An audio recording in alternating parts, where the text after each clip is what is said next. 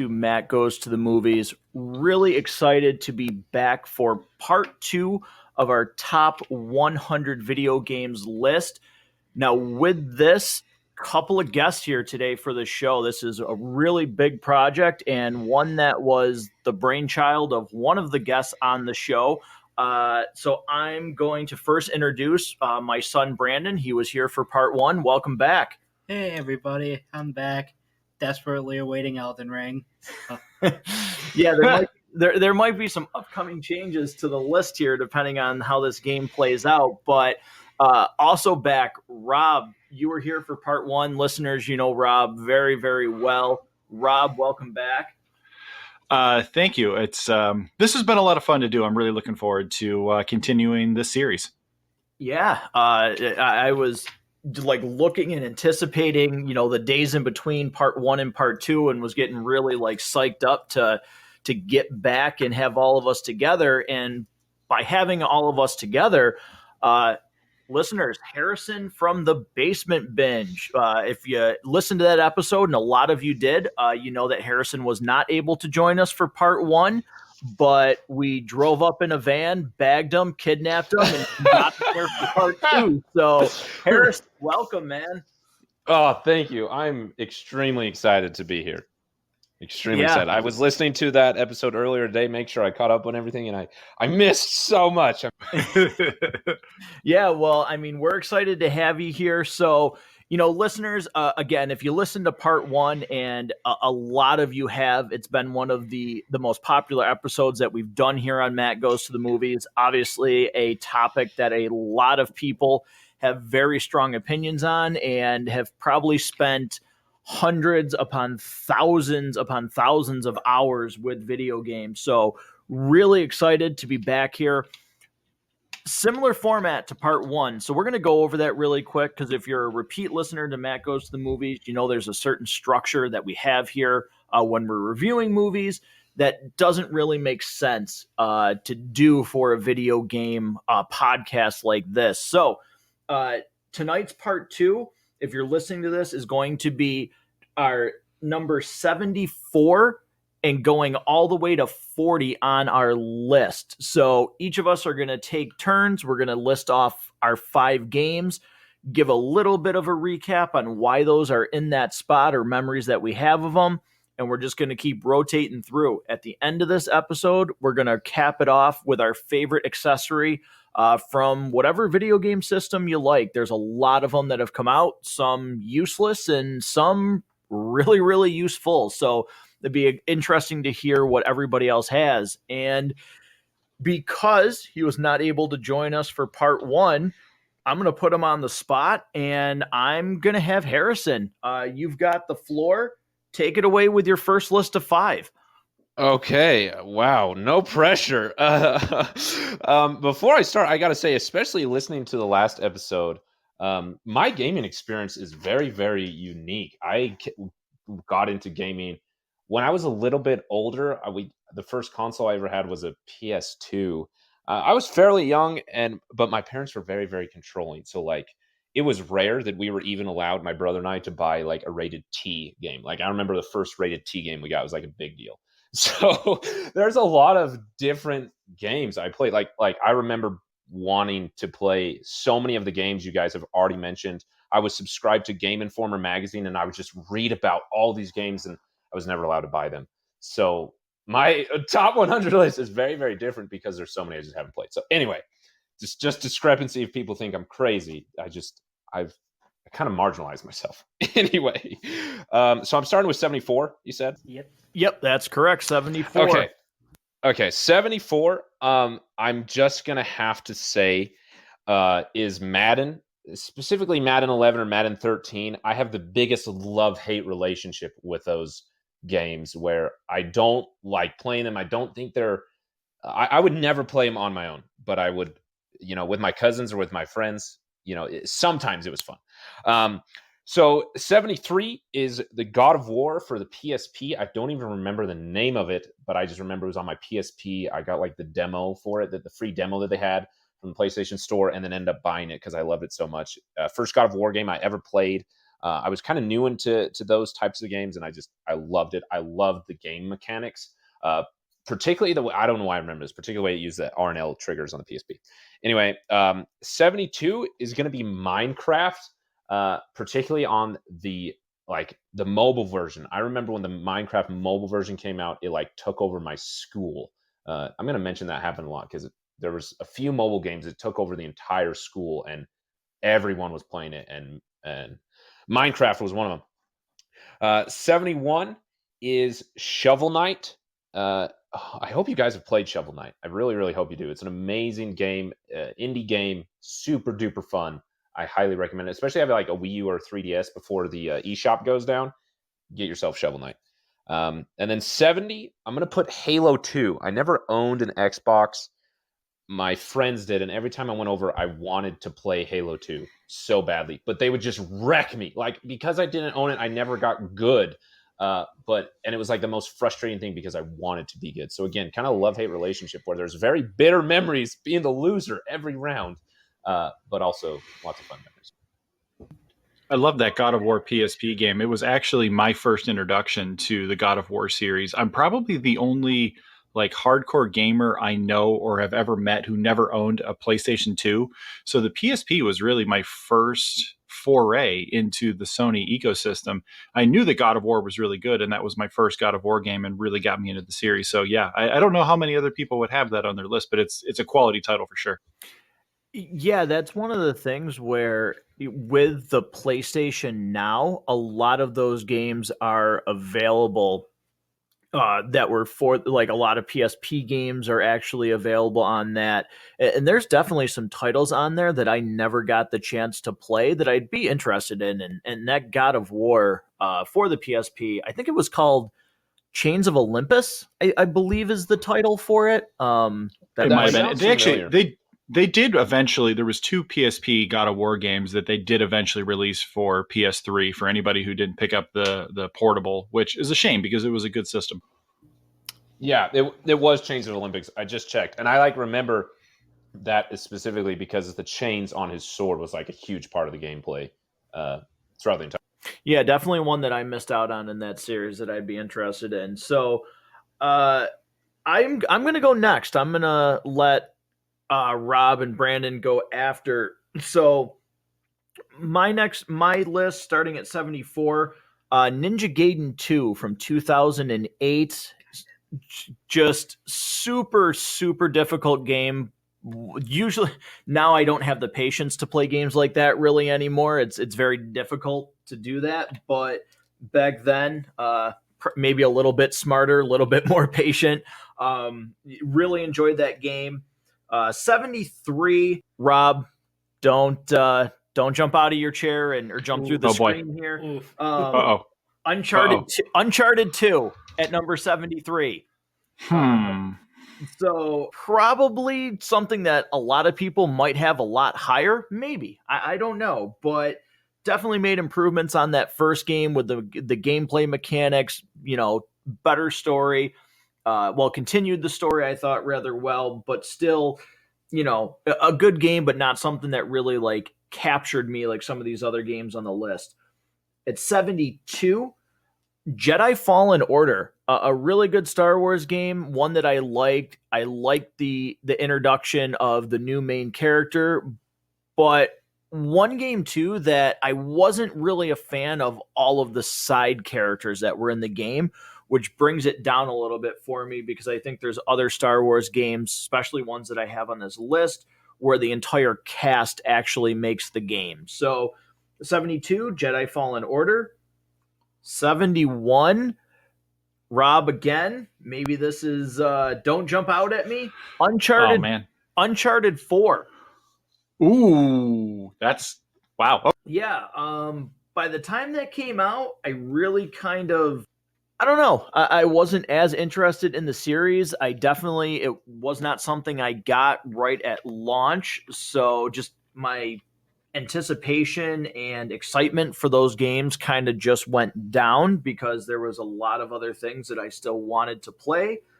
And then number 70, the original, not the remaster and the remake. Well, no, just the remaster that came out. Alan Wake at number 70. Really love that game. Love the story. Love some of the mechanics behind it. Which again, saying how much I love that game and then it being at number 70 might seem weird, but that's gonna top off the first part of my list. Rob, I'll let you go next. Fantastic. All right, coming in at 74, Legend of Zelda: A Link to the Past, a game that I'm certain most of you probably have much higher. 73, Lego Batman 2. Just it's a blast. If you think you're too adult or too mature to play the Lego games, you're not. Check these out. 72, Gears Judgment. Loved Gears Judgment because the best character in the Gears of War series. It's if you say anybody other than Baird, you're wrong, and it gives us nothing but Baird. It's really a fun kind of look. If you really are a fan of the series, it gives you some kind of backstory and some alternate stuff that's just really a lot of fun. 71, Steel Battalion. It's the Xbox game that had the giant 256 button controller. If you never got a chance to check it out, it's one of those things that you really just have to experience. It is one of the hardest games out there. There was even the little switch that you had to flip up and hit eject. If you didn't hit eject in time, your character would die and you would have to start over. Really a very, very hard game. But once you got the hang of it, man, some of my proudest moments in gaming were when I really was playing that game regularly and got the hang of it and felt like I was mastering that controller in that game. Really a lot of fun. 70 is a game I don't know that anybody else on this that's on the panel right now or maybe even listening, other than if my brother Eric's listening, I'm sure he is. He's played it. Is called a game called Blast Corps. Blast Corps was this game for N64 where there's it's ludicrous. There's a nuclear truck that's driving cross country and the brakes go out and you have to blow up everything in its way. So you have robots, you have dozers, you have a dump truck that you have to use to clear all of the stuff out of the way. It's basically just an excuse to smash stuff in creative, unique ways, as opposed to somebody just getting in there and throwing the emergency brake or diverting it or just kind of driving it around in a circle until it runs out of gas. Like they just decide to blow up all the buildings that are in its way. It's totally ludicrous, but really a lot of fun. And I'm not, have any of you played the game or even heard of it? Because it's really a lot of fun. It's very hard, but it's a lot of fun. I recommend it. If they ever do an N64 classic, maybe that would be on it. But it's one that, I think a lot of these, you really see the nostalgia come through and the big moments in our younger days or even more recent days kind of come through. And this is one that's got a lot of nostalgia for me. So I've heard of that. I did. I should say I never got the chance to actually play that. Definitely heard of it, but just before Brandon goes through and gives us his next list, that Steel Battalion game, I remember seeing that thing and I never actually played it because I think it had a little bit to do with intimidation, just being like, what the heck is this thing? Yeah. But well, just even the setup, like you kind of have to have like a tray or something like that because you can't really just put it on your lap. I mean, you kind of can, but you also have 3 pedals you have to work too. Like there's the giant controller, but then there's also the other pedals. Yeah, that thing, I remember seeing that thing and being like, holy cow. But never got to experience it actually. And you know what? If you ever find somebody who has it and it works, you got to check it out at least once. It's absolutely worth it. All right. Brandon, you are next here. All right. 74, I have SpongeBob Lights, Camera, Pants for the PS2. 73, Luigi's Mansion 3. 72, Astro's Playworld, a great tech demo for the PS5. If you have the system, you absolutely need to play this game. 71, I have Mario Party Superstars. And number 70, I have the original Luigi's Mansion. Interesting. It's the feel of the first game that really gets me over to the third. Yeah, I mean, Luigi's Mansion, guys, I don't know. Rob, you might remember this more. That was a launch title for the GameCube. I remember actually standing outside Toys R Us in Hamburg, across from the Kinley Mall, waiting for them to open the doors because I had my pre-order for the GameCube. But the crazy thing was, the GameCube actually was selling games a week before the system like came out for launch. So I had like, I forgot what year it was exactly, but I remember having like at my house already Madden, Luigi's Mansion, and a couple other games like that I had already bought, like just staring me in the face for days before the GameCube system actually launched. It's cruel, just Yeah, taunting you. it really was. GameCube. Some fond memories of that, but those are some other games that will be listed and some other topics that we'll discuss. So as we continue to move on, we're gonna stick with the same order. So Harrison, you'll be up again going through your next list that will take us from 69 all the way up to 65. Okay. All right. The other thing that I forgot to mention just super briefly about my gaming experience, I haven't bought a console in the longest time. The newest console I own is a Wii U, if that says anything about my gaming experience. So just know there's a lot of games I have just missed out on. 69, surprisingly, Just Dance, not a particular one, just any of them. They are not very inventive games, but my family had a tradition where every year for Christmas we got a game.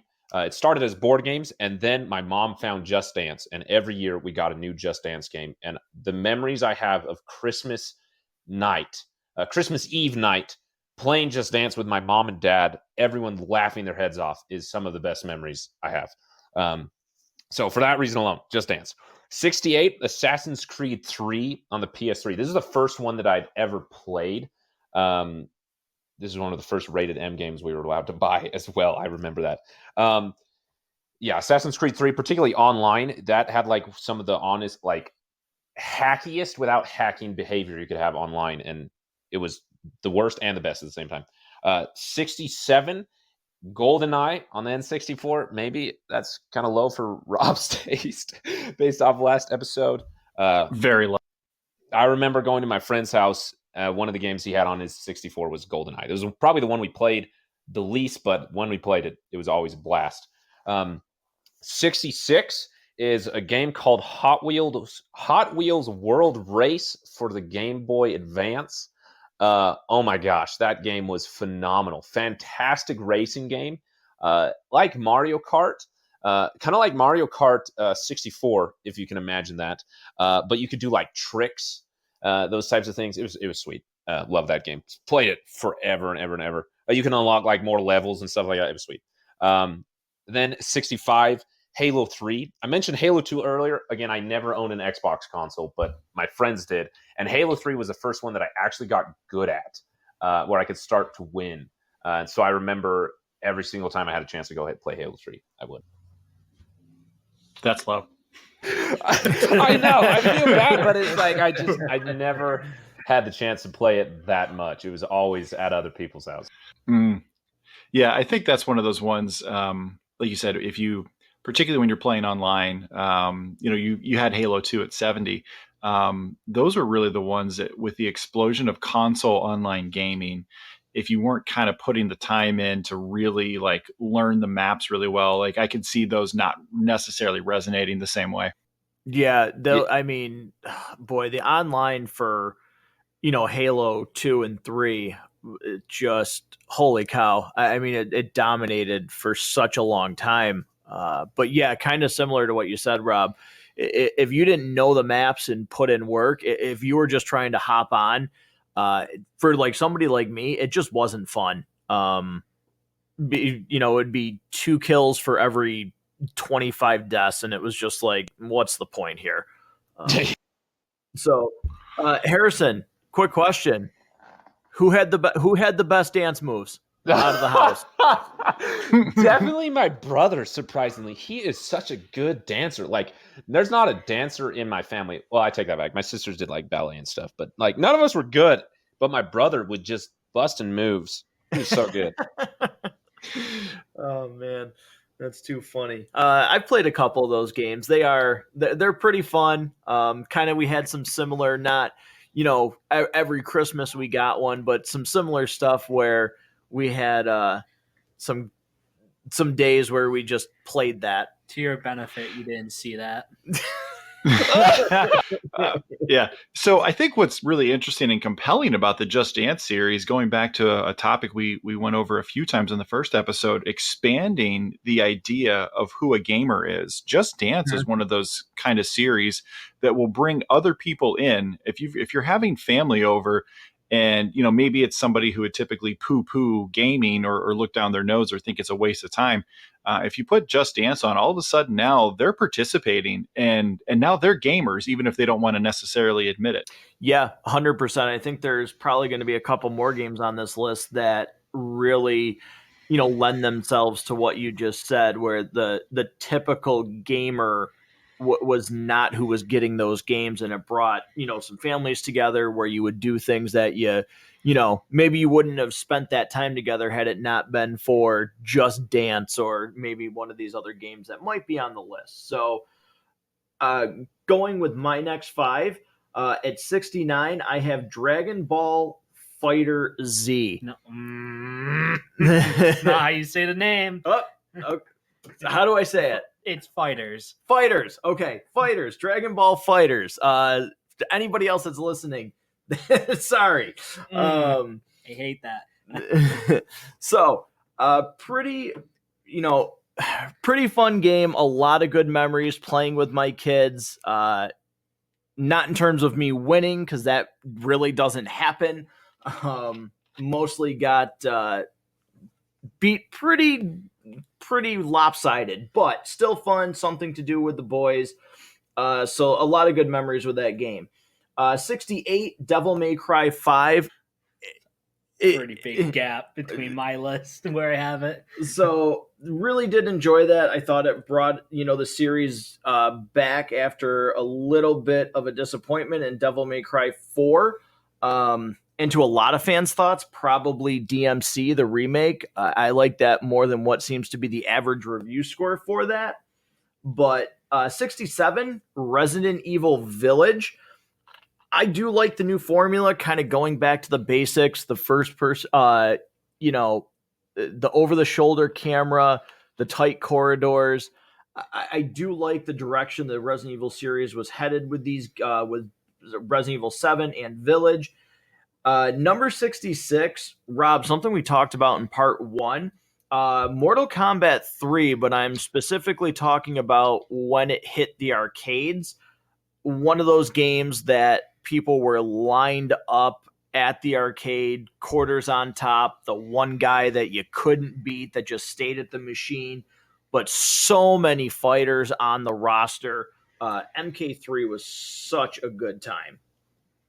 And thinking back to those arcade days, like, you didn't know how to do their moves. Like, everybody knew Scorpion's back, punch to throw the spear, and you probably, remembered some of the other characters' move sets from previous games, but any of the new characters, any of the new stuff they would have added, you couldn't just pull your phone out and Google like Scorpion move list for MK3. Right. Like, you had to these were things that were being passed around in school, like handwritten lists of how to do it. So you could go back to the arcade and actually know how to use some of these characters. I mean, just Shang Tsung's transformations alone, like just even those ones, that's like a whole notebook page. Yeah, Rob, like that, before I mentioned the last game on this part of my grouping, you're not kidding. When you say handwritten lists, like, I remember seeing other kids with a loose leaf sheet of paper torn out of a notebook that had moves written down. Like, that's what happened. So that was, it's just really, it was really cool. Like, man, what a time arcades was. We talked about that in part 1, but man, arcades, true arcades. Such a fun time. And then capping off this next group of 5, I have Ninja Gaiden from 2004. Again, just a really difficult game, but one I really enjoyed. Amazing graphics at that time. Really pushed the envelope. Super tight gameplay. just a lot of fun to play that game. So going to 69, a game that I'm certain I've got the lowest on the list of at least two of you, Arkham Asylum. Just a fun game. I know that's lower. I'm certain it's lower than what you have it as, Matt. Really, really a fun game and a resurgence for Batman in gaming. So it really set the stage for a lot of things. And comic book games in general, there's a lot of them that have adapted this formula to work, and just really a lot of fun. 68, Borderlands. Just a total blast. A wild, crazy game that you can't even describe. You have to play it to believe it. 67, Little Big Planet. When this was the first time that user-created levels became a thing. You could go on and play levels that other people had created. And now that seems pretty common for a game to include user-created levels. Being able to see the creativity of just everybody else, it's amazing. I mean, the included levels alone were phenomenal, but then seeing somebody made a working calculator. Somebody recreated Contra in Little Big Planet. Just the unbelievable creativity of human beings.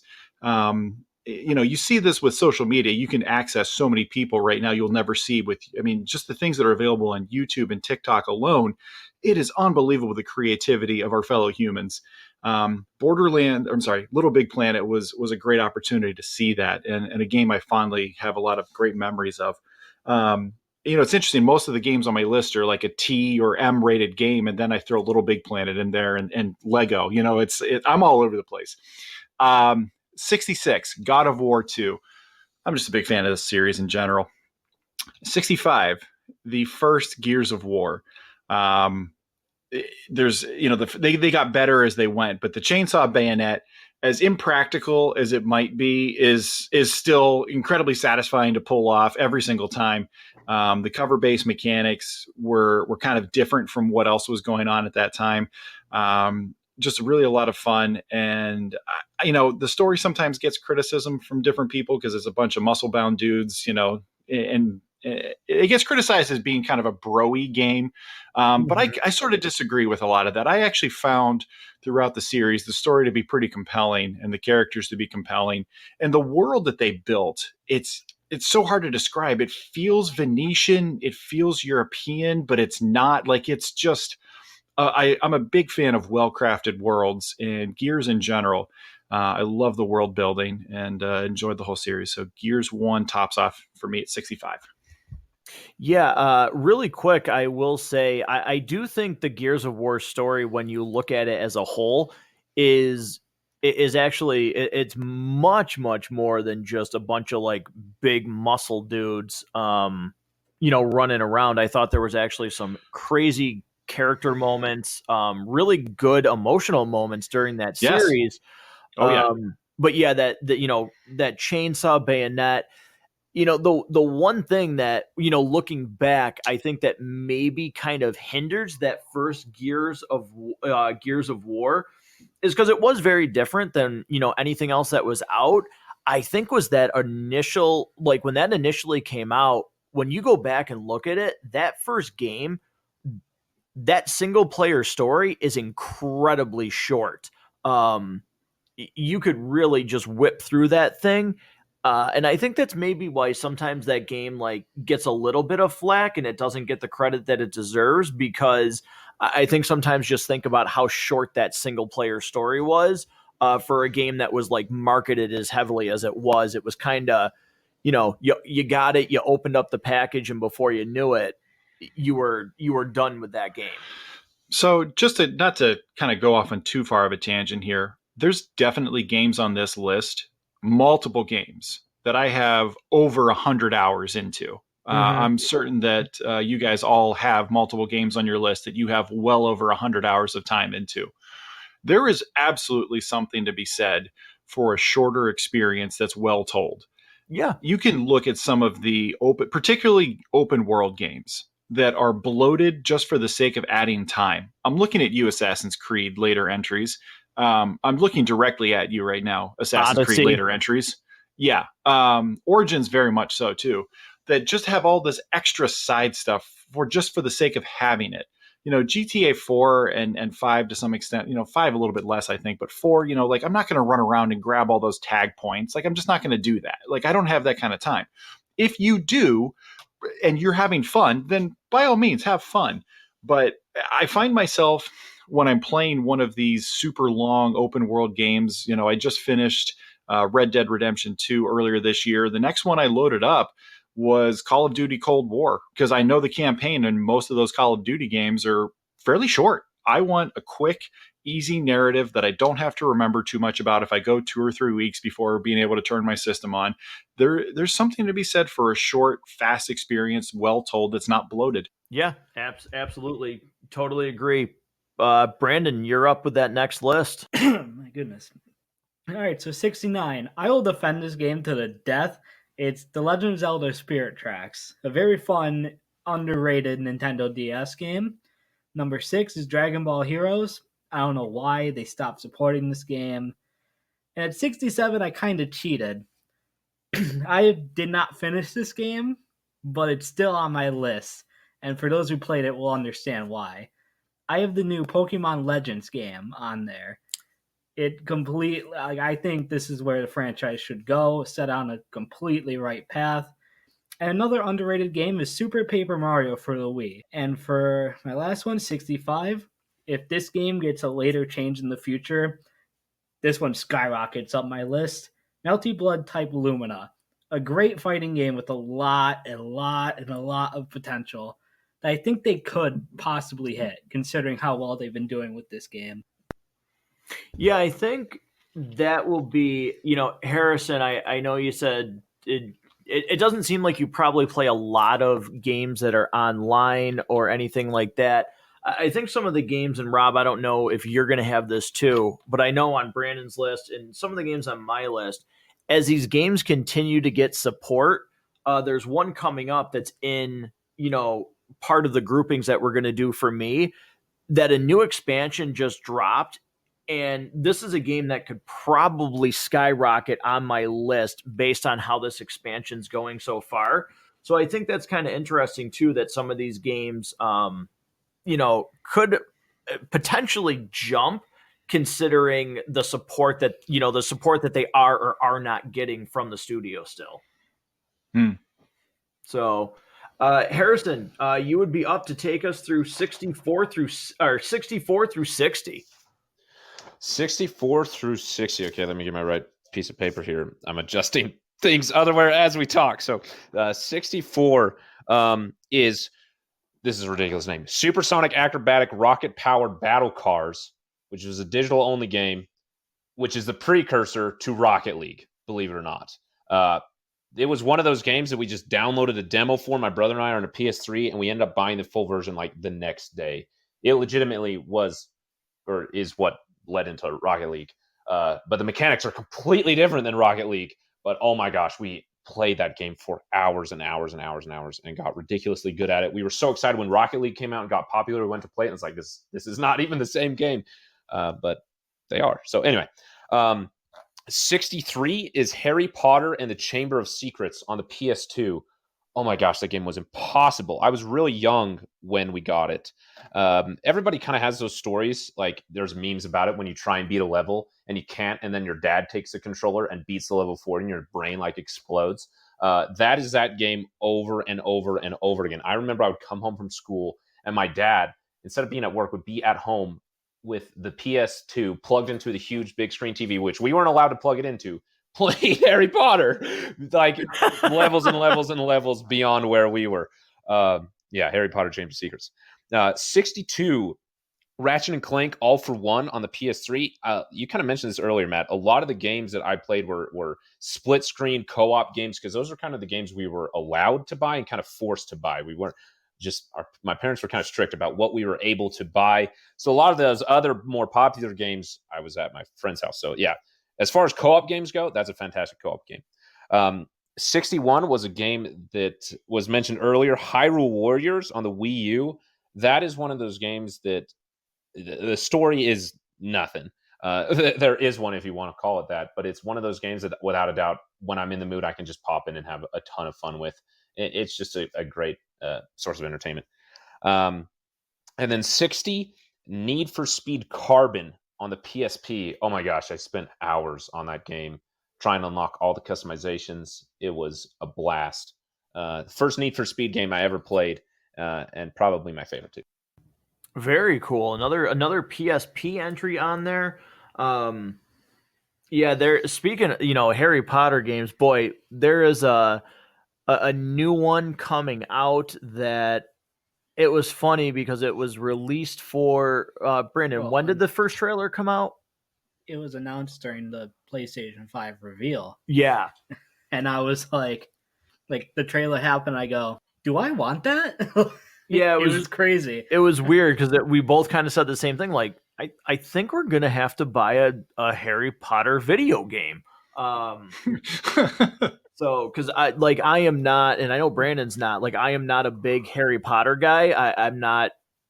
I don't mind the movies, but I'm not, the books or anything like that. But this trailer hit for this Harry Potter game, and I was just like, yeah, I need to buy this. And the trailer came after the Final Fantasy 16 trailer. So to be like, I also want that game too, after how good the Final Fantasy 16 trailer was pretty impressive. I'll be super interested in that. So moving forward with my list, at 64, NHL 2004. For me, one of the last really good NHL games. It had really great board play.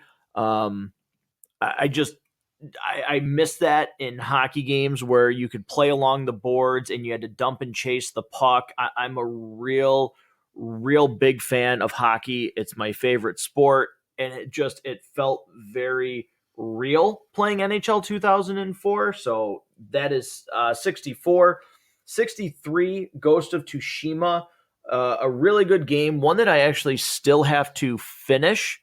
With everything else that has come out, I still have not completed that, but I still recognize, how good that game is, and I'll have to finish that sooner rather than later. At 62, Marvel Ultimate Alliance 3, a game that came out for the Switch, which I was so excited to see this, announced that they were going to be bringing back the Marvel Ultimate Alliance franchise, because one that I had super fond memories of. So I was really happy to see that. 61, Uncharted 3. And then at 60, I have The Witcher 3. A fantastic game, a fantastic story. But Rob, you mentioned it. One of those games where it's too much. There's so much involved, and there's so many side stories, and they're all great. Don't get me wrong. The side quests are really good. There's some great lore, some great stories to be told. But one of those games where I would get so far removed from the main story that by the time I got back, or I got back to playing the game, I almost forgot what was going on in the main quest. So it would take me out of what was happening because the world was so big and it was filled and there was a lot to do, but it was almost too much to do where it took away from what was supposed to be the main crux, which was that main storyline of that game. Marvel Ultimate Alliance 3 was among my games for consideration. Ultimately didn't make it, but it's that Dormammu fight is unreasonably hard. Yeah, that's true. When my son and I finally beat it, it was like a major moment in gaming for the two of us that we actually finally got past Dorkmamu, as we began calling him. My son's 9 for the record, so like he thinks that's funny. Well, we're all laughing, so right. Yes. It is. Yeah. Feel free to use that if you want. All right. So it's me next. At 64, I've got Rainbow Six Vegas. I love visiting Vegas and having a tactical squad-based shooter set in Las Vegas was really a lot of fun going through the casinos. Also a lot of fun multiplayer. 63, Assassin's Creed Origins. I know I just got done saying that the game was too big. There's just too much to do. I still enjoyed the story. I enjoyed seen Egypt. I enjoyed the lore. I'm just a big fan of Assassin's Creed. I've got most of the series at one point or another are on my list. There's some that didn't make it, but Origins was a nice return after taking a year off. 62, Star Wars: The Force Unleashed, a series that they did a sequel to and then never gave us the third game that they should have. What a lot of fun. The fact that George Lucas actually said at the time that it was canon made it even wilder. Just really, just some of the most fun I've had with a Star Wars game. 61, Lego Marvel Superheroes. I just loved that it wasn't necessarily tied into a movie or a show or anything like that. You could just have a lot of fun with all the characters, the whole roster up and down. Just really good time. A lot of good memories playing this game with my kids. 60, I kind of cheated here. I've got Rock Band 1 and 2 put together because you kind of could boot export the songs from the first one into the second one. I grew up drumming. I've started playing when I was 5 years old. So when Guitar Hero came out, I was really into that. I thought it was a lot of fun. When Rock Band came out and you could drum too, it was really something that I was very excited about. I've got some really, really great memories of having a bunch of my friends over when my wife and I, before we had kids, when we lived in Erie, we used to have friends come over all the time and we would just play Rock Band till all hours of the night. So in terms of nostalgia, I have so many great memories that are pretty much Rock Band related. So it will always it'll be one of those games that will always have a very special place in my heart and can't be replaced. Yeah, I think with that Rock Band series, and I kind of think similar to what Harrison said with Just Dance, I think some of those games like that, you group together because, like you said, number one, you could, import, one game to the other. So there wasn't a ton of differences between the two of them. Obviously, songs changed and everything like that, but I think it's easy to group some of those together and say, okay, it's not particularly like, oh, Just Dance 3 is this number. It's like, no, the series as a whole brought me memories. Yeah. And getting back to something that we've talked about, there are, dozens of people that came over to our house and were in our living room playing Rock Band that would not describe themselves as gamers, but guess what? Right. They're gamers. Yep. They were perfectly content doing some karaoke off of the Xbox money. So Yep. All right, Brandon, you're up with the next grouping. All right, number 64 is Returnal. Once again, we talked about this. Final 2 levels, and I didn't blink. It was crazy. Super difficult, super fun. After you learn it, oh my god, it's a lot of fun. 63, Silent Hill 2. I don't understand why. How could you let that happen to this franchise? Silent Hill 2 is super good. 62, Super Metroid. 68 is actually Mario Kart 8, the game that seems to never die, it seems. And number 60, Super Mario 3D World. I didn't expect to really like this game as much as I did, but after you get through it, it's a lot of fun, especially with more people playing. We're playing that one right now in my house, and it's a good time. Yep. Love that one. Nice. Very cool. Yeah, Mario Kart. Boy, it doesn't seem to matter, what goes on. I mean, they're supporting Mario Kart 8. There's 48 new DLC courses coming out for that thing. You're not getting Mario Kart 9 until like 2023 at least. Yeah. Wow. They're showing some mega support for Mario Kart 8. So, good to see, though. I like that game. A lot of fun. But, Harrison, you have got 59 through 55 next. All right, 59. It might be surprising to a lot of you. It's Bike Race, the original mobile game. I don't know if you guys remember that. Came out a while ago. I talked about games taking over my high school. Bike Race took over my junior high and high school. Those 6 years, everyone, especially my friend group, was obsessed with Bike Race. And that was like one of the first games on mobile that I felt like I actually treated like a game, where I got into the mechanics of it and actually doing it, and it had tons of replayability, trying to get 3 stars and beat my friends' time trials because you could send your ghosts to each other. Anyway, Bike Race. 58, FIFA 13. I just love FIFA games. I love soccer. I grew up playing soccer. I feel like FIFA 13 was one of the better ones. One of the few sports games that I feel like I actually enjoyed playing, where like the other games, it was like I'm having fun with other people. I'm not necessarily enjoying the game type of thing. So then 57 would be, again, another mobile game, surprisingly, Asphalt 9 Legends. I talked about my love for Need for Speed Carbon. I feel like Asphalt 9 has a similar racing mechanic, even though it's just racing, unlike the other Need for Speed games. Asphalt 9, fantastic mobile game. 56, Wii Sports Resort. Wii Sports was mentioned earlier, and Wii Sports Resort is just even better. I loved Wii Sports Resort. Hours and hours, especially that sword game. Did you guys play Wii Sports Resort? I did indeed, and I loved the joust game. How do I not have that on my list?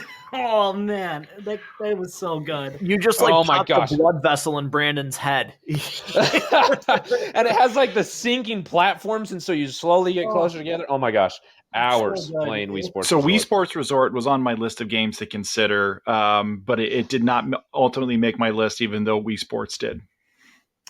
Yeah, and playing game on Wii Sports Resort. Oh, love Wii Sports Resort.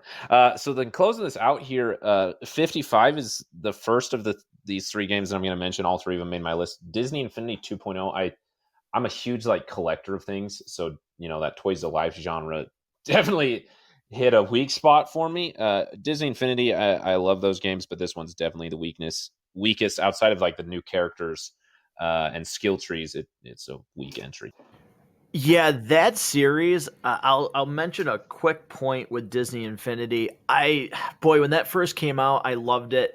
Now, when Disney Infinity was nearing its end, and when Toys R Us was nearing its end, they had figures buy one get three free. Oh my And gosh! I bought so many, but I regret not buying more. Like, Yeah, I should have bought so many more. I mean, I have Venom, I have Black Suit Spider-Man, I have Vader, I have Darth Maul, I have Kylo Ren, Captain America, Iron Man, Black Widow, Groot. Like I have so many of those figures, but yeah, when they were buy one get three free, and they were like $6.99 a piece. I oh my gosh! I should have just taken a cart and threw every single one in there. You should have, but I didn't. They have huge resales right now. I'm trying to like finish my collection. I don't know. That's something randomly I got into recently, and they're so expensive. But just one other thing on Disney Infinity, that toy box. Rob talked about this earlier in Little Big Planet, which that's on my list as well later. The ability to create your own stuff. Like, why is this such a novelty in video games? Yeah. I don't know. I felt like the toy box was one of them. I still play. I was playing it earlier today. I still mess around with the toy box. Yeah, that was a really fun series. It didn't make my list, but I definitely, especially Disney Infinity, the first edition, I had a lot of fun with that. But going next, at 59, one that I know is a huge gap between myself and Brandon. I have Breath of the Wild at 59. Now, the reason I have it super low is because I haven't really played Breath of the Wild. I started it, but I have never been a huge Zelda player. I have been a Zelda watcher. You're missing out. So to speak. So I recognize how, like, number one, the game is gorgeous. The gameplay is smooth. The story is really good. And I had a blast, like, watching Brandon play that game. It was one of those ones where I just kind of sat and was, like, in awe of the scope of that game. But one that I didn't have, like, the hands-on self-experience with. Spoiler for mine, that game has probably my favorite video game moment ever. So, that's a lot higher on my list too. yeah. So 58, Horizon Zero Dawn, a game that just got a sequel release, but I really like Horizon Zero Dawn, but one thing that I don't like about the game, a really good story, but I feel like it's staggered in a lot of parts on how it got there between audio logs and certain things where all of a sudden you were still like 800 meters away on the map, but then you had to go to another. Um, it just felt like sometimes they didn't know what to do with the space in the world, and the story wasn't as fleshed out as I would like it to be in terms of a cutscene. It was more finding like an audio log that told you a lot about the story, but to really get, I thought, a lot of the nitty gritty, they left it up to exploring, which kind of hindered that game for me. That's a very, very low place for that game to be. I could tell you wanted to say something. I'll wait. Number 57, Near Automata. Automata. Another game that really was based on a watch, not playing, but just something that I was captivated by, just watching it played across the screen. He played through ending A. I've been all the way to ending E. So there's a reason why there's a difference between those lengthy playthroughs. Number 56, Tomb Raider from 2013. I thought a great entry, really rebooted the franchise, literally, and one that was really, really fun. I never really got into the original Tomb Raider games. I wasn't the biggest fan, but that reboot from 2013 made me a Tomb Raider fan. It definitely wasn't Angelina Jolie back in the early 2000s. Those movies were trash.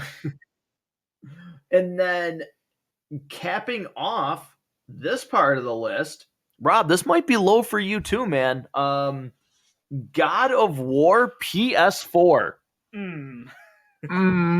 Yeah. You and Brandon both went. I haven't even finished it, and I know that's a low placement, really. Yeah, that's okay. All right. Yeah. So that's my list. All right. So now the correct ranking of some of those games. I have several of those on my list. So 59 would go to Arkham City. Again, I'm certain you guys have that ranked higher than I do. I just really just that whole series I like. 58. I'm gonna go old school. I'm gonna go with likely the oldest game that any of us are actually going to mention, and I'm gonna go with the original Super Mario Brothers, the game that packed in with the Nintendo Entertainment System back in 1985, before two of the people on this show right now were even born. Before likely a lot of people who are listening to this episode were even born. Wow. I mean, when you think about historically what this game meant, it seems strange to think now that video games were ever in danger as an industry, but the Atari crashed hard and the industry was in like a big mess. We might owe our hobby, one of our favorite hobbies, to Super Mario Brothers and the success that it brought to the Nintendo Entertainment System and the success that brought to the industry as a whole. I challenge you to find a game that is as old as this is, that still holds up and is still fun to play today. It's hard to do. There's not a lot out there, but it's still fun. It's still very, very challenging. The mechanics are simple, and that's what makes it beautiful. 57, Assassin's Creed Odyssey. I really did enjoy the story. It's way too long. There's way too much to do on the side. Not all of it is super rewarding, but I thought it was an interesting idea to actually introduce the concept of choice into Assassin's Creed. I don't know that it necessarily worked as well as maybe what they wanted. 56, Little Big Planet 3. Introducing some of the other characters were really a lot of fun. Some of the critters that you get to bring along with you. Had a lot of fun with my kids playing this game. They really enjoyed it. And then at 55, I've got the most recent Spider-Man game released for PS4. Really nailed the character of Spider-Man. The graphics were incredible. The writing was so good. it was an open world game that didn't feel too big. There wasn't too much to do in terms of side quests. You don't feel like you're missing anything if you don't necessarily complete everything, although it is fairly easy to complete most of the things in the game. No frustrating side quests that are just tedious and stupid and not worth your time. And so many fun costumes they introduced. From, if you're a fan of Spider-Man, you owe it to yourself to play this game. And some of the costumes they brought back, I was really pleasantly surprised to see the Fantastic Four one where he had the bag on his head. That's like a very, very deep cut. Go look it up on Wikipedia or Google if you don't know what that was. It was really fun and to see that added in. So if you've not played this game, you really owe it to yourself if you're a fan of the character. Yeah, the sheer amount of costume choices in that game alone was super fun, and that is definitely something that Brandon and I will talk about later on. I feel like this is too low, though. Like I acknowledge, like this is where, and I don't know if you guys did the same thing when you're kind of making your rankings. I have games on here that I go, this is too low, but I don't know how to fix it. Like, and this is. That's one that I can absolutely point to and go, I don't know what I would replace it with, but I know it's too low. There's one where I have it too high and it probably should be lower, but yeah, that was one of the things when I was, making this list and looking at this list. It's just like, especially as we start to get lower and lower, like when we go,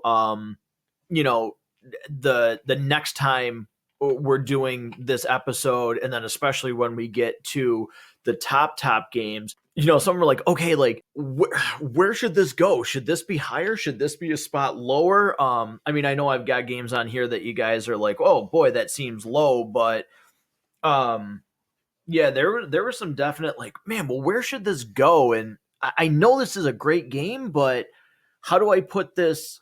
Like, if I put this higher up, then I have to take this back, and I have so many fond memories of this game for maybe a certain reason. So, yeah, this was difficult at sometimes to think of, how do I put this down on the number? But, Brandon, you will be up next. All right, 59, I have my first of the franchise, Resident Evil 8. I've quickly fell in love with this franchise, as you've seen on my list. Number 58 is BlazBlue Central Fiction. It's a really complete fighting game. It helps that I started playing that at the tail end. But it's getting a network update, and I cannot wait to dive into it again. Number 57 is Mario Bowser's Fury. A very welcome change to the franchise, which I hope they expand on in the future. Number 56, the Link's Awakening remake for the Switch. Absolutely gorgeous. It's styled in the old Zelda games, but they completely overhauled the art style to a perfection. Number 55 is Super Smash Bros. Ultimate.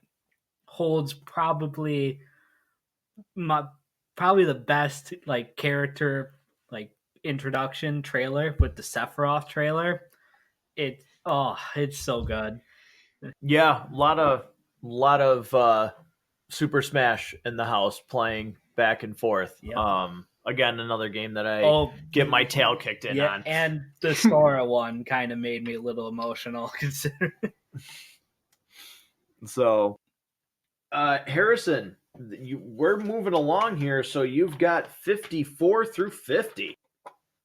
All right, 54 through 50. Okay, 54. The first of many Lego games to come, Lego Indiana Jones. I think it was called The Adventure Continues, the one that they re-released with the Kingdom of the Crystal Skull. Probably the we don't speak of Kingdom of the Crystal Skull. Probably the weakest Lego games that I've played, but I mean, like all Lego games, it's a blast. 53. This was mentioned earlier, but this is a really high game for me, and that's Tetris. Just to briefly talk about that, my brother and I, for Christmas one year, were both gifted like handheld versions of Tetris, like these thick chunks of plastic that they only played Tetris, but they could link together, and they had a little backlight. So him and I would stay up way too late, past our parents' wishes. They thought we were asleep, playing Tetris together, trying to beat each other, and it was super fun. So great fond memories of that. 52, ATV Off-Road Fury for the PS2. Oh my gosh, simpler times playing that game. It had a racing mode where you could race on ATVs, but then they also had like a free mode. I don't even know what you call it. Like you could just go out on this huge map and just drive around an ATV. Super great split screen game. Hours and hours and hours playing that with my brother. Above that is Guitar Hero. I just kind of threw that on there, similar to what Rob had with Rock Band. Specifically, the third was the one I played the most, but had tons of fun playing it growing up. And then recently, my wife and I, her parents had their old PS2 and Guitar Hero. They were getting rid of it. I was like, "Oh, don't get rid of it yet. Let us play it." And we kept it for months, and it was a blast to revisit. And then above that, Hot Shots Golf 3 from the PS2. I hope you guys have played a Hot Shots golf game. It's hilarious. Absolutely. Fantastic golfing games. That one in particular, I still quote some of the characters' lines from that game because it was so funny. The way that they added great characterization to a golfing game, which you just did not expect. Hot Shots Golf 3. Again, one of those games that my dad was just ridiculously good at. Which I don't get, but he was so good at it. It drove me nuts as a kid because I'd be getting like triple bogeys and he's getting like birdies, and it drove me nuts. I can't wait to find out in the future what games like that my kids tell stories about with me. Like it happens all the time. My son will be like, "Dad, I can't get past this," and or like right now he's playing the Miles Morales version of Spider-Man, and there's been a couple times he's handed me the controller. It'll be interesting to see how that spins forward to the future. Yeah, Rob, it's gone the reverse way, where now I'm handing the controller and saying, Hey, can you do this? Harrison, I think we need number 50 from you still, unless I just missed it. Let's see. Did I? I think you ended on 51. Am I right there, or did I? No, he's got 5. Let's see. 1, 2, No, 3, 4. okay. You're just old, so. Oh boy, that's why I passed the controller over. I could have easily missed it because the numbers have been rewritten next to these things so many times, so I could be reading the wrong. No, okay. I think Rob, you said he had it right. Yes. Yep. We're good. All right. So going for me, number 54, Resident Evil 2 remake. Super excited to see this game re-released.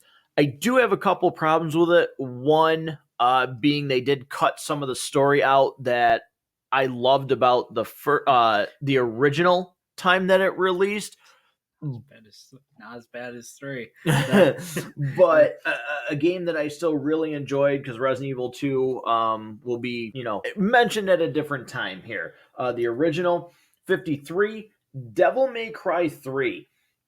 A game that was a welcome sight for Devil May Cry fans after Devil May Cry 2 completely and universally turned fans against the franchise. 52, Rob, I am sure you'll remember this game. Spider-Man 2 for the Xbox. The first Spider-Man game where web slinging felt realistic. Such a complete game. I think I actually played. I'm trying to remember if this is the one that was on Wii or if it was Spider-Man 3. But there was a Spider-Man movie tie-in game for Wii that was actually a lot of fun because the motion control actually made sense. I believe that actually was the Amazing Spider-Man game. No, Spider-Man 3 did come out for the Wii. Yeah, that's right. That must be the one I'm thinking of. 51, and this is a game that would shoot up on the list for me based on what I am seeing. But at 51 is Destiny 2. With the release of their new expansion that just came out on the 22nd called The Witch Queen, it has completely revamped the game. You can create weapons now. A lot of necessary updates as this game has, reached 10 years of its lifespan. But something that, as I'm playing this story so far, this game would definitely increase on my list here after. And to cap this part off, at number 50, a milestone, spot here. Harrison just went through his. We're at number 50, guys. We're getting through this list.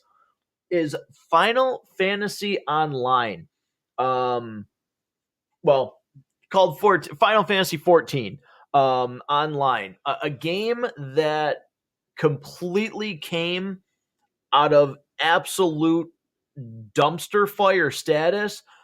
Fans revolted against, but give credit where credit's due. They relaunched this as a Realm Reborn, completely got the player base back at several times with new expansions, have crashed the system because they did not have enough to support all of the players and had to add new servers and worlds to support the fan base. And stop selling the game. Yeah.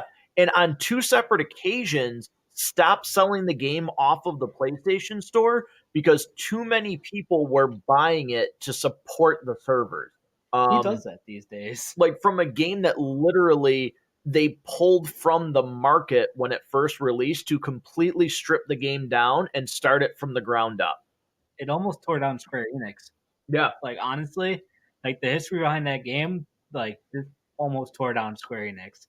And this is also a your situation again. He's not even like to Heaven's Ward yet. I beat Endwalker like a couple months ago, so you'll be seeing it on my list. So yeah, I mean, I got through the original, but there is Heaven's Sword, there is Stormblood, Shadowbringers, Endwalker. Yeah, like I'll get better as they go on too. I still have crazy. All of those expansions to play, and this game is still 50 on my list because it's being a Final Fantasy fan. This game is really, really good. But Rob, you're up next. Yeah, so starting at 54, I've got Assassin's Creed 2. Really liked kind of what they did with the character. I loved that we got to see Ezio throughout his life. I don't have the third game of the Ezio trilogy on my list, but just being able to, across the course of 3 games, which we don't really always get, you got to see this guy go from a young man to a veteran assassin to kind of an assassin at the end of his career. And I really enjoyed it. And Assassin's Creed 2 took a lot of the things that were fun about the first game and stripped away the things that were just tedious and not as much fun, and really laid the groundwork for what became one of my favorite series. 53, Max Payne. Oh my God, I played this over. It's one of the games on this list that I beat the campaign, the single player campaign multiple times. Just, it's fun to go back to over and over again. 52, BioShock 3. Really a trippy game. A lot of fun, a lot of unique ways to go about it. I recommend it if you've never tried it. 51, a game I just mentioned that I finished, Red Dead Redemption 2. It was really a great time. I enjoyed the characters. I enjoyed seeing some of the backstory that we got, more of a prelude to the first Red Dead Redemption. But it's a game that was at least 15 hours too long. The whole kind of epilogue was unnecessary, I think. And I was pretty much ready for that to be over long before I was done with it. But it still was a great time and something that I recommend. And then rounding out the first half of my list at number 50, I've got Gears 5. I love the Gears series, but this is one that I don't think we needed to go open world on. I liked Gears of War when it was a linear, just straightforward. You didn't have to think about where you were going. Open world games can be a little frustrating at times if you don't have kind of a clear path, and always having to like hit the back button so that you're pulling up your mini map and figure out where you got to go next and set your waypoints. Like, it's not always fun. Sometimes I just want to run forward, shoot things, run forward, get bigger guns, run forward, shoot more things, not have to think about it too much. But it's still a really enjoyable experience. Rob, quick sidebar question. Where would you put Max Payne the movie? Off my list. Yeah, it's not on the list. It doesn't make the top 100. It probably, like, it's not Daredevil bad, but it's not good at all. Yeah, oh boy, now I have a. How did they screw that up? Like, honestly, how did they screw that up? Because that felt like that should have been good. It should have been. Perhaps that's a future episode, but oh man, you're not going to make me watch Max Payne, are you? You're going to make me watch Max. I already know it. All right, okay, just let me know when we're recording. You are a true friend. It's not as bad as making me watch Daredevil. This is true. Brandon, get us to 50 on yours. All right, 54, Persona 5 Scramble. big shoes to fill, considering Persona 5's in my top 10, I'll say. But I think they did a good job. Another game with the same style gameplay, Breath of the Wild AOC. Pretty much the same scenario. The sequel's the game before is in top 10. I would say they did a really good job, like making a new game, new gameplay. Very addicting. 52, Mario and Luigi's Bowser's Inside Story. Mario has very good RPGs, which is something you wouldn't think would be good, but like this is one of the pinnacles of that genre for them. 51, The Legend of Zelda Wind Waker. I think at the time was very underrated, but it's grown. Can we please have it on the Switch, Nintendo? Someone. Number 50, Mario Party DS. I think this is honestly the best Mario Party for me personally. I adored it as a kid, and also helped that like in school sometimes everyone would have their DS and you'd connect, and we just mess with each other as friends. Well, there's nothing I can do about it now, but I know you guys heard he had his DS playing in school instead of obviously. Okay. I was waiting. I was waiting. It's a little late to ground him for that, I think. Yeah, you got like 9 years. I mean, are you going to send him to his room, or at least wait until the episode's over to send him to his room? I already finished this podcast. Okay, super random story, super quick. I was always like a really good student in school, and when I was in junior high, it was like when smartphones were kind of taking over, and teachers were really like cracking down on everyone, like no phones in school type of thing. And I was never the student to do that, but I got a PSP, and there was this new game that I had.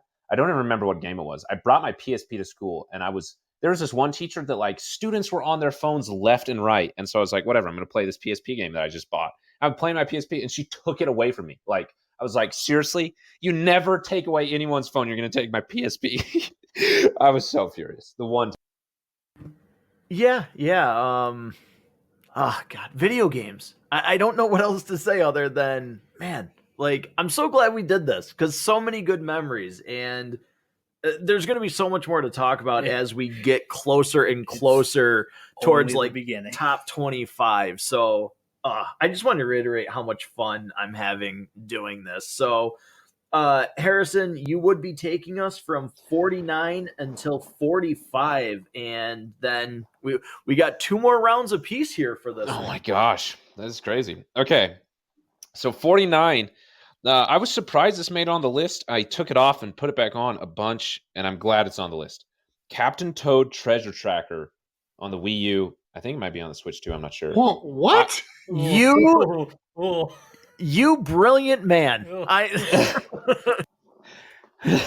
so confused by these reactions. What the heck is Captain Toad Treasure Tracker? You've never played it. Oh my gosh. No. Put a smile on my face. So. Oh my gosh. It is a fantastic puzzle game. So like to briefly explain it for Rob, you have like a mini 3D world, so to speak, that's really like enclosed. It's kind of like a cube, and you're Toad, and you have to walk around and find gems and make it to the end of the puzzle, you know, moving platforms, those types of things. It is a fantastic little 3D puzzle game. It's a blast to play. I love Captain Toad Treasure Tracker. So if you haven't played it, you definitely should. 48. I don't know how to pronounce this. I never did. I think it's, I don't know. Maybe Brandon knows. Is it Dissidia Final Fantasy? It came out in 2008 on the PSP. You got it. Okay. I even years ago, I never knew how to say it. I was like a really weak Final Fantasy fan. I played Final Fantasy. My fans were huge into it, but like there was like too much of a learning curve to the lore of it that just kind of like I only made it just barely past the threshold of it. So like this was the perfect Final Fantasy game for me because it wasn't super rich on lore, but it was rich on characters and sweet gameplay. It was like kind of like a fighting game with just Final Fantasy characters. It's a blast. 57, Pikmin 3. Oh my gosh, that game is so difficult, but a fantastic puzzle game. My Pikmin are always dying. Sad. And like they scream when they die. It's the saddest thing ever. Okay. 46. Gran Turismo 3 on the PS2. I played that game so much, and I remember as a Christmas gift, my brother and I, we got like a steering wheel and foot pedals, like a matching set. They were blue and black. They were sweet. Yeah, that I play that game a ton. Super side story, really quick. We had like this super old TV that was in our playroom when we played video games. Like, you know, those big, thick ones. They're just huge. Like, they were super, super heavy. You guys probably know what I'm talking about. The, Oh yeah. you needed like 10 people to move it. Oh yeah, just huge, right? So I was pretty young. I was in elementary school when we had these steering wheel controllers, and they had suction cups on the bottom, like 4 super strong suction cups, so you could stick it to a table. Well, like 9 or 10-year-old me, however old I was, thought it would be a good idea to stick it to the TV screen and then try and pull it off. I ended up pulling the TV on top of me and was like screaming for dear life for my parents to come down and get the TV off of me because I thought I thought I was gonna die. It was so heavy. You could have. You legit could have died from that. Oh my gosh, that controller broke. So then we only had one steering wheel, and it was a really, really sad day. But I don't know why. I just thought it was a good idea to stick it to the TV. Anyway, where am I? Oh, at 55, Zelda Skyward Sword on the Wii. I never owned a Wii, but my friend did, and oh my gosh, I milked every chance I could to play Skyward Sword. I love that. I feel like it's a fantastic Zelda game.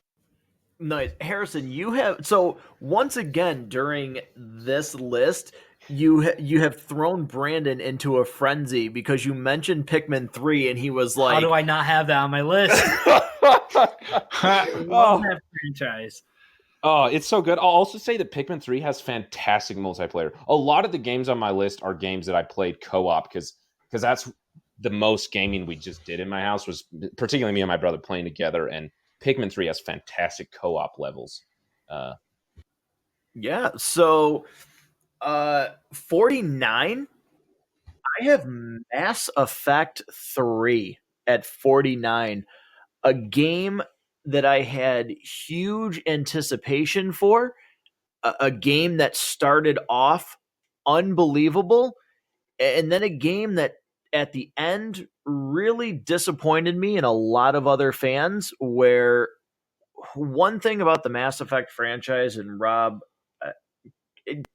correct me if I'm wrong, you played this franchise, correct? It's one that I've not actually got into, and it seems strange because it's one that it seems like I should get into or that I would enjoy, but I have not tried them. Gotcha. So I'm sorry, what was it, Harrison? Oh, I just said I'm in the same boat. It was one I meant to play for years and just sadly never. Yeah, one. I finished one not too long ago. I definitely recommend it. You know, it's just one of these games that you played through 1 and you played through 2, and these 2 games made you feel like your choices actually mattered. And then by the third one, it felt like everything you did in the first and second one, because everything carried over from game to game, that it was a bait and switch. So a game that was just highly anticipated, but really left a little bit of a sour taste in my mouth after I had finished it, but still recognize it was such a great achievement. 48 is a game for the PS1 called Parasite Eve. Imagine Resident Evil with Final Fantasy turn-based gameplay, and you have one of my favorite like horror video games that I've played. Absolutely loved Parasite Eve. Was really sad to see that it got a sequel and then just completely died out. Needs to get remade. One that I really liked. 47, Knights of the Old Republic 2. A incredibly good Star Wars game. One, though, that loses, spots compared to the first Knights of the Old Republic because there was a lot of repetitiveness to the second one compared to the first. At 46, I have Fable 2, a game that I thought expanded pretty well on the first Fable, but added some mechanics that I didn't think were, completely necessary. And then rounding out this part at 45 is the original Devil May Cry, which I know Brandon knows because we've talked about it, but Devil May Cry was actually originally what Resident Evil 4 was going to be. and it went so far off the rails that it became a completely separate gaming franchise. It's crazy how things work. You had kind of a long pause between Republic and 2. I legitimately thought you had KOTOR at 47, and I thought, here we go. We've got another Last Jedi moment. And if that would have been the case, we're pretty far apart, but I'm almost sure you would have found a way to teleport over here and smack me in the back of the head. If you had KOTOR at 47, I might have just disconnected my phone right there. Said how is that possible? Yeah. All right. So starting at 49 for me, I don't have a lot of sports games on here. So this one is really kind of just based on the nostalgia for it. 49, I have NFL Blitz, the original one. This was one that when it first came out, it's a phenomenal couch co-op game. A lot of my friends and my brother and I would play this game and pass the controller back and forth. Winner stayed on, and then the person who lost had to hand the controller to the next person, to the point where like you're literally being handed a sweaty, disgusting controller, just because like the games were that intense. Really kind of a groundbreaking game. I mean, we'd seen things like that, kind of an alternative take on the sport before. There's a couple other ones that are out there, but this was really the first one that was big like this. At 48, I've got Mario Kart 64. A lot of fun memories with that one. 47, Super Mario RPG. A really interesting story. We've seen Mario do 100 million things that Nintendo's kind of set him to do, but Super Mario RPG was the first time we saw this, and it's a game that's still fun to this day.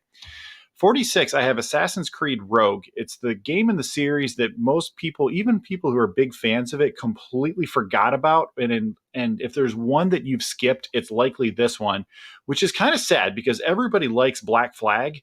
And Assassin's Creed Rogue is just Black Flag, but set in Canada, more or less. I mean, it's pretty much the exact same gameplay.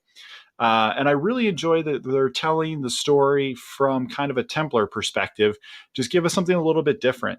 I also like that this game linked several of the other games together, which, that's one thing that I will say I wish they would get back to is linking some of these characters back together instead of everything kind of standing on its own. And at 45, I've got Fallout 4. I love the series. Fallout 4 was really a good time. Maybe a little too big, but still a great time to just everything about Fallout is so fun. I love the humor. I love kind of the 50s/future kind of fusion of their kind of culture and the way things work, and love everything about it. So have you heard about the potential sequel for Super Mario RPG? I have recently heard some rumors about it that, it's one of those things, like you think about the character of Gino, and you think about the little Mallow character too. We've not, to my knowledge, unless you guys can think of something I can't, I'm kind of surprised we've never seen them again. Like we've never seen them in like Mario Kart or Smash Brothers, or was Gino in something? Am I forgetting something? He's like a Mii costume in Smash, so. But I'm surprised That's they've not about brought those characters really into anything else, because there's people who fondly remember those. I think it might be a Square Enix thing at that point. I'm not too sure, but it might be a Square thing. Who's next? Me? Oh, yep, I'm up. Number 49. Another game, I don't know why it's not on the Switch. Nintendo, I have my money, like literally right here. Twilight Princess. Fantastic Zelda game. People probably will think I need it higher on my list compared to some of the other Zelda games I'm going to list. 48, Final Fantasy 15. A game that probably should be lower, but I think it's the characters. Like, these are like the Final Fantasy characters that you fall in love with. 47, the only game that, to my knowledge, is more fun on easy mode. Attack on Titan 2.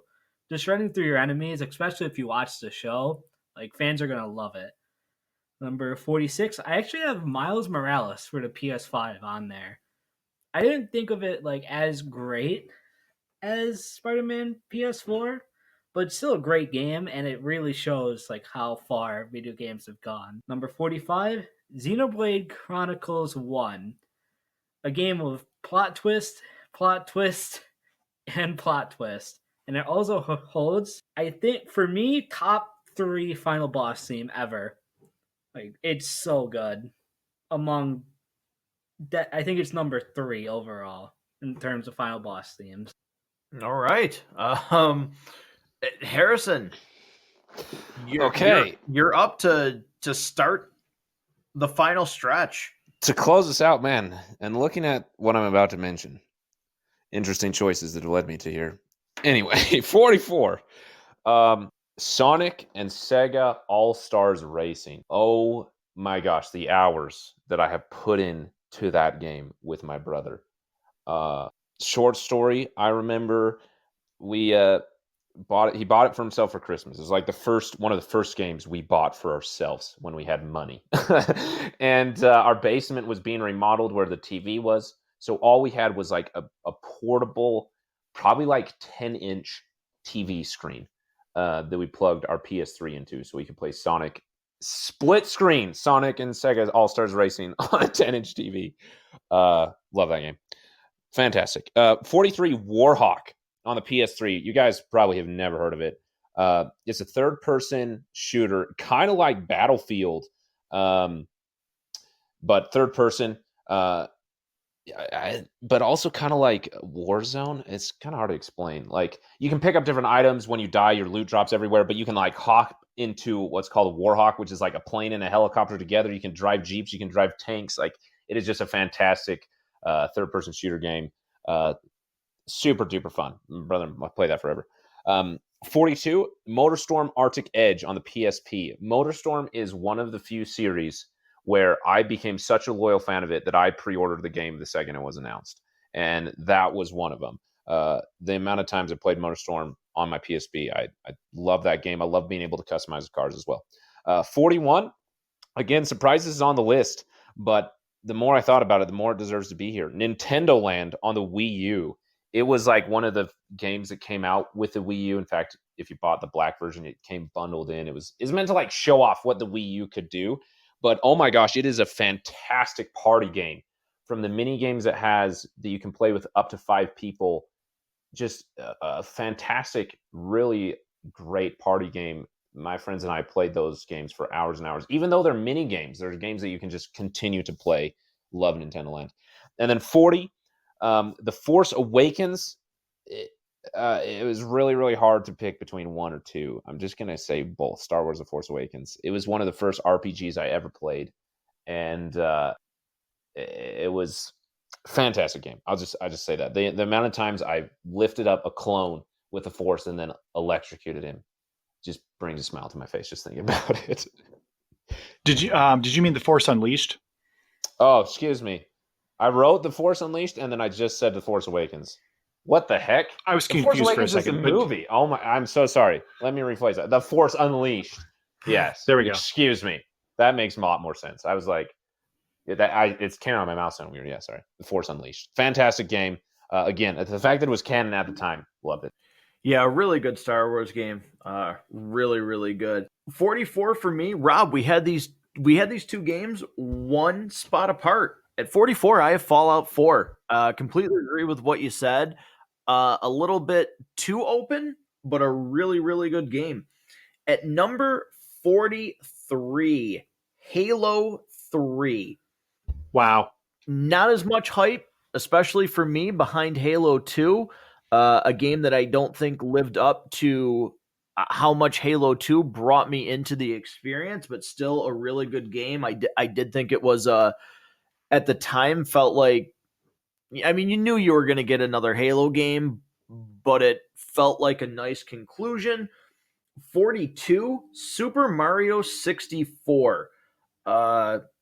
Just a fun game, one that I really tried to get everything for. Not that there were a ton of collectibles, but all of the stars, opening up all the worlds, getting all the red coins from each level. Something I enjoyed very, very much. 41, Rob, maybe you have played this. X-Men Legends 2. Really was... The X-Men Legends games were kind of like a spiritual successor to Marvel Ultimate Alliance, as you know, that franchise for the longest time went dormant. So X-Men Legends. Both of those games were incredible. Both X-Men Legends. So I have that at 41. And then capping off my list, this is another watched but didn't play through the whole thing. Persona 5 Royal, a game that got put 100 hours into for the story, a game that I really just, even just watching the game play through, the characters, the story, everything about it was so gripping. And literally, I have it at number 40 on my list, with having watched the game be played and not actually played through it. Now think where the person who played it has it on his list. Nice. All right, so for me, we're going to start at 44. I've got Donkey Kong Country. Sunk a lot of hours into this game. Recently pulled it back out because it was on the Super NES Classic. My son and I did the 2-player, co-op and beat the whole game together, and it was a lot of fun when we finished it. I still, and I hadn't played that game when I got the Super NES Classic. I probably hadn't played Donkey Kong Country at least 15 years, if not 20 years. And I still knew where all the slap points were on that first level, where you could get a million extra lives when you started running out, and you'd jump in the Funky Kong airplane and go back to the first level so you could build your extra lives back up and you could finish the game, which seems silly now. Like, games don't have extra lives anymore. Like, that's not a thing. Like, you don't get 100 bananas and get an extra life in any modern games anymore, but it's still a lot of fun. The music was fun. The gameplay was fun. I enjoyed it. 43, Uncharted 2. The game that made me believe that big, crazy, wild set piece moments could be a lot of fun and could be a major part of gaming. The first one was fun. The second one really let me believe that this series was worth getting a PlayStation 3 for. 42, Arkham Knight. Really enjoyed that whole series. 41, BioShock.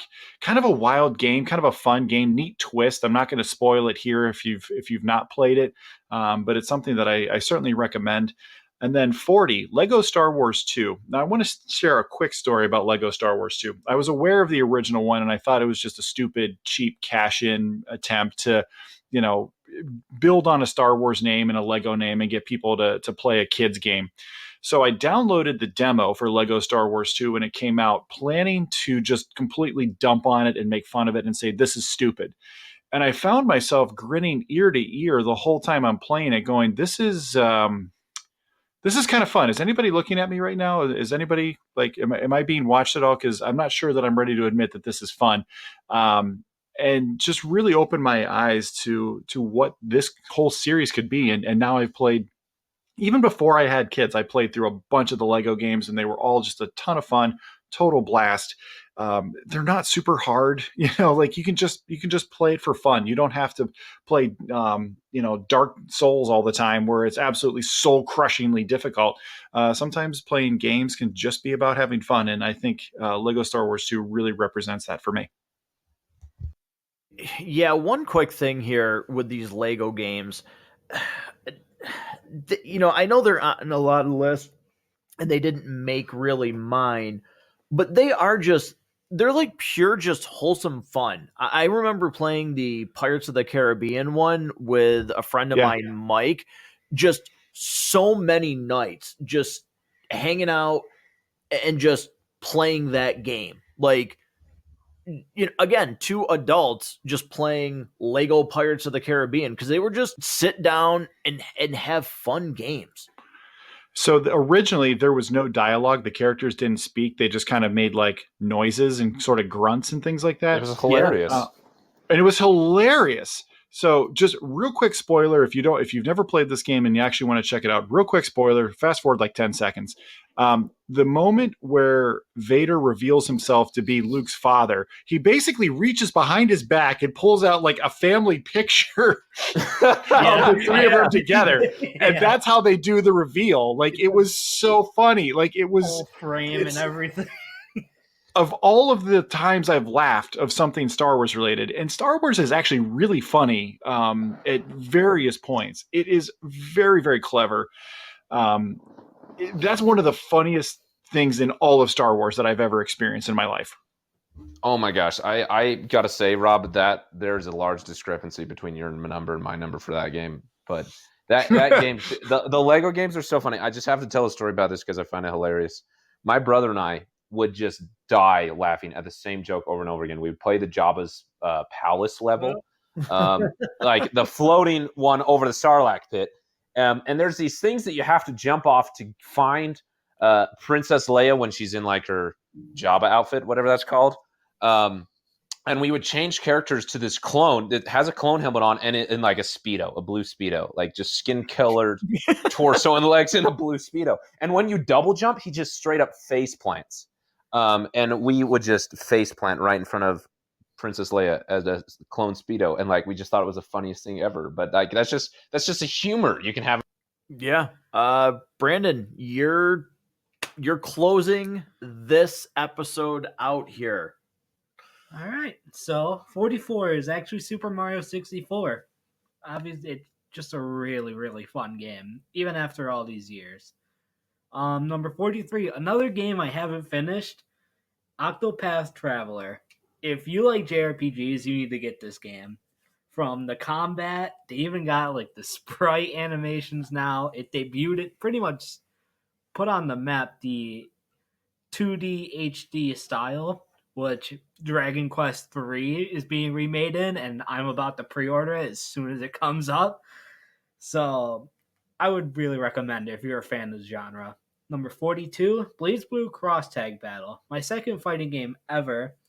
It's actually getting like better netcode, I think in April, I think the 22nd. So once again, cannot wait to come back to that. Number 41 is Undertale, a game I did not expect to like as much, but it's got a really, really good story across like all three routes that you can go through. Number 40, the first in a franchise you're going to be seeing a lot in, because I think this is one of Nintendo's greatest franchises. Kirby 64, Kirby and the Crystal Shards. And a quick spoiler, 0-2 at the end of it was one of the craziest moments in like my childhood video game wise. Yeah, Kirby definitely has a pretty big spot on his list. Yeah. Those games are fun. Oh yeah.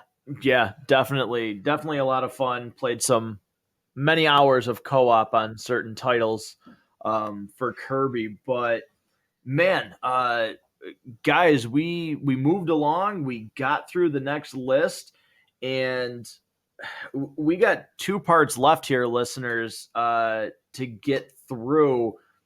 We're gonna be going. We have 39 through 1 left, and that's going to be broken up into 2 more episodes. But wow, I cannot wait to see what these next lists are going to look like, the memories.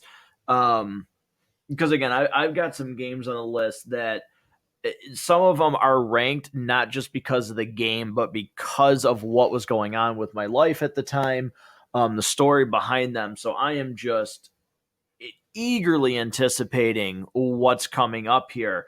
But before we move on and before we close out the show, we said we were going to cap this off by your favorite accessory for a video game system. I'll go first. I'll let Rob go second. Brandon and Harrison, I'll let you close it out. I don't know if this is cheating or if I'm labeling this product wrong, but for me, it would be the Wii balance board. I absolutely love this thing. We spent so much time with this actual, again, I'm going to call it an accessory for it. But my favorite accessory for a video game system was the Wii balance board. Nice. So, I could have picked a variety of different things here. I had kind of considered the Steel Battalion controller, but I already talked about that. You could talk about the plastic instruments we all used to have for Rock Band and Guitar Hero. I'm going to do one that's maybe a little unconventional, maybe one that nobody else would really think of. I'm going to say my favorite accessory and one of the most underrated success stories or things that led to the success of online gaming, the plastic headset that Microsoft packaged with the Xbox 360. Oh, wow. Because I never would have thought of that. Without that, online gaming would not have been what it was at that time. The simple fact that you could communicate with other people that you're playing with, if you're playing cooperatively online or you're playing against other people, being able to actually talk to the other people that you're playing with made such a huge difference. And you had one for the original Xbox that when you bought Xbox Live, I'm nearly positive it bundled in the communicator headset. But really for 360, that's where you didn't have to buy anything extra. It already came. It's ready to go. It was intended to be an online system right from launch. By allowing people to do that, it really changed online gaming in a way that made it much more compelling, a lot more fun, because you didn't have to buy anything extra that some people would, some people wouldn't. Made a big difference. And some of the games that I rank highest are games that I fondly remember playing online. That's a really cool one. Like I said, I never ever would have thought about that. Great choice. I'll go next. For me, I'd probably say the Wii Fit balance board too, just because I spent a lot of time on that as a kid. I'm gonna list another one because I kind of repeated my dad's. So I think an honorable mention is definitely the 3D audio headset for the PS5. It's another showing of technology in video games. Like if you have Returnal, put those on. Like your experience will change through those. Yeah, those 3D headphones are really, really nice. So I guess that leaves me. It's really hard to think of. I was gonna cop out and list all the Disney Infinity characters I have, but I thought of one while you guys were talking, and that's the Nintendo 3DS expansion slide pad controller thing. Yeah. For a 3DS XL, you could buy something that you attach to it that gave you L triggers, it gave you better L and R triggers, but also gave you LZ and RZ, and gave you a second joystick for your right hand. Mm-hmm. Oh my gosh! The 3DS came out with fantastic games, and I felt like that was the accessory that turned those games into more than just a DS game. DS games were great, but it felt like a lot of games that were released on DS were less versions of the game, so to speak. Where when the 3DS came out, you could get almost console level games on the 3DS. And I think specifically a game that is, I'm going to mention later, I played hours and hours on the 3DS with that expansion. Yeah, that was such a such a game changer for that. It really did help enhance games for that system. So that's another really good choice. Well, thank you. Rob, you didn't want to mention the Power Glove or anything like that? That thing sucked. There was actually, for the Nintendo Entertainment System, there were two proprietary controllers that they produced themselves, and I don't remember the name of it, but there was one that was kind of the flat arcade style joystick and buttons. It had a slow motion feature on it, which was basically just, it would hit the start button a whole bunch of times. So basically the slow motion it was doing was kind of just pausing it really, really quickly, on again, off again. And that was the only way that my dad, my brother, and I were able to beat 1943, because that game was just so hard that we had to use the slow-mo feature to be able to not get hit by all the stuff that was flying around. So those were kind of fun too. But the Power Glove was junk. Oh, it's so terrible. That actually made an appearance in one of the Freddy Krueger Nightmare on Elm Street movies. In one of the dream sequences. But listeners, we're at the end of another run here. This has been a blast.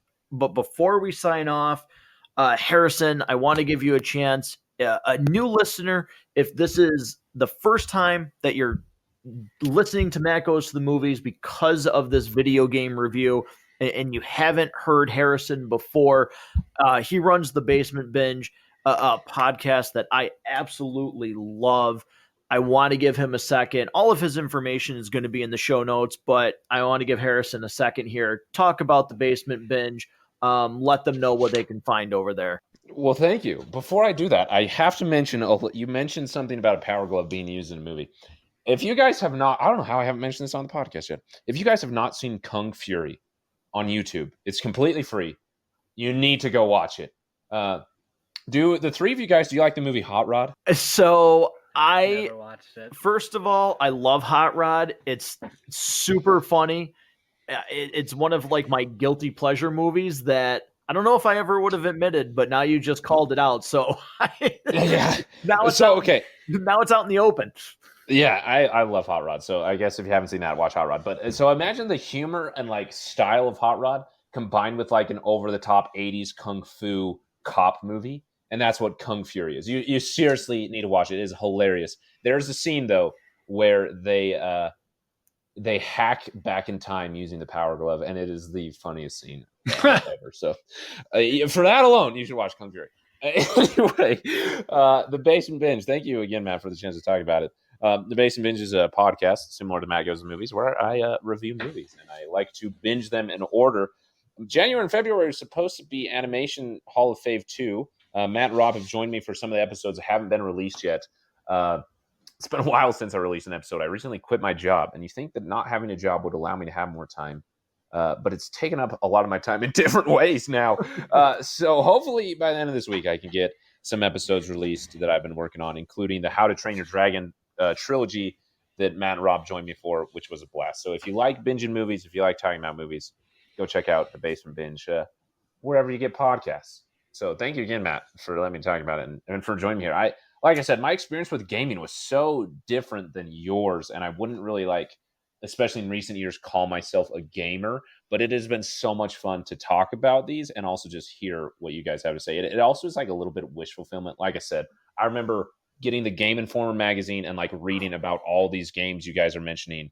And it's like wish fulfillment hearing about how great they were, even though I never got to play them. Yeah, I will say, just to backtrack really quick, Kung Fury, you know those giant pixie sticks, like if you ever played youth baseball that you would get at the snack shack or that you see out at stores?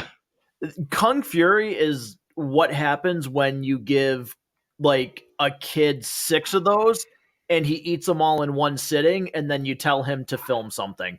That's that movie. That is such a good description. Oh, okay. Just one more reason to watch Kung Fury. It has a single from David Hasselhoff, which is actually like a legitimately good song called True Survivor. But yeah, it is something else. But Rob, I know you were working on, another edition too of the extended universe. Why don't you give listeners an update on when we could be seeing something from that?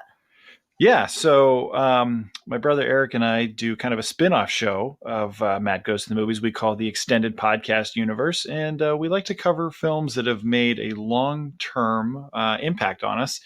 And we've already recorded it. It's in the can. I just have to finish a few things on it before it'll be ready to be released. But very excited to be bringing it to you. We are actually covering The Rocketeer from 1991. I think it was 91 when it first came out. But it's currently on Disney Plus. If you've never seen it, go watch it.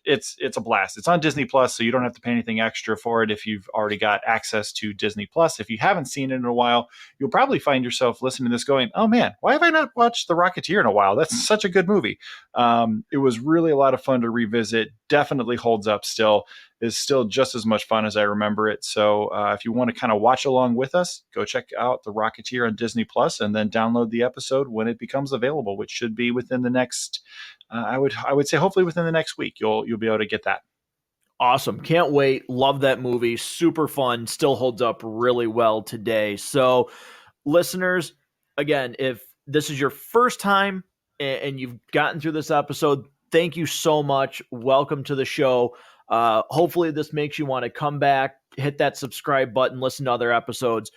Repeat listeners, thanks for being on this journey with us. I know Harrison has said it, Rob has said it, but this is something that is still kind of sometimes a little surreal that anybody would even want to listen to our thoughts, but it's been really cool. This episode's been a blast. check the show notes, contact us through Facebook, Instagram, TikTok, the show's email, which is a very simple mgttmpodcast@gmail.com. All of that information will be in the show notes. Until next time, we will see you again at Matt Goes to the Movies. Thanks, listeners.